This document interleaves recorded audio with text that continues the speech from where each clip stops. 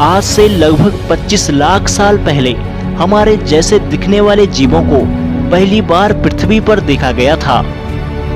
ये जीव उस समय पृथ्वी पर रहने वाले बाकी सभी जीवों से बहुत अलग थे।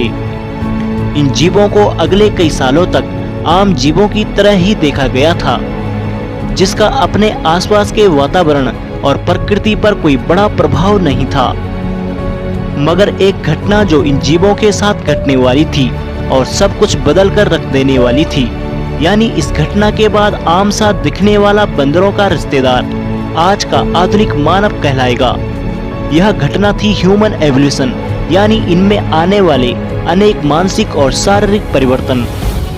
जरा सोचिए, न इनके पास शेर जैसे पंजे, न हाथी जैसी ताकत और न चीते जैसी तेजी, फिर भी सभी जीवों को पछाड़ता हुआ यह बानर समान दिखने वाला मानव आज पृथ्वी पर राज कर रहा है। लगभग 60 लाख साल पहले एक मादा बंदर ने 2 बच्चों को जन्म दिया होगा। एक बच्चा आज के चिंपैंजियों का पूर्वज है और दूसरा हमारा यानी होमो सैपियंस का। चिंपैंजी हमारा दूर का कजन है, लेकिन होमो सैपियंस यानी हम एक ही प्रकार के नहीं थे, बल्कि हमारे भी अलग अलग 7 नजदीकी कजन भी थे, जिनमें होमो इरेक्टस, होमो फ्लोरेंसिस, होमो हैबिलिस, होमो हाइडेलबर्गेंसिस, होमो रुडोल्फेंसिस और होमो नेलेदी, होमो निएंडरथलेंसिस और होमो सैपियंस यानी कि हम। लेकिन ये सभी पृथ्वी की चुनौतियों का सामना नहीं कर पाए और धीरे धीरे विलुप्त हो गए। और आखिर में सिर्फ होमो सैपियंस ही एक ऐसी अकेली प्रजाति बची जो इस पृथ्वी पर अस्तित्व में रही थी। लेकिन किस चीज ने हमें इतना काबिल बनाया कि हम इस पृथ्वी पर सरवाइव कर पाए और बाकी हमारे कजन्स विलुप्त हो गए? इसके पीछे सबसे बड़ा कारण हमारे पूर्वजों में बातों की क्षमता का तेजी से विकास होना था।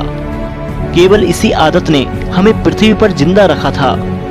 लाखों साल पहले जब होमो सैपियंस अफ्रीका छोड़कर यूरोप पहुंचे तो वहां निएंडरथल से उनका सामना हुआ था।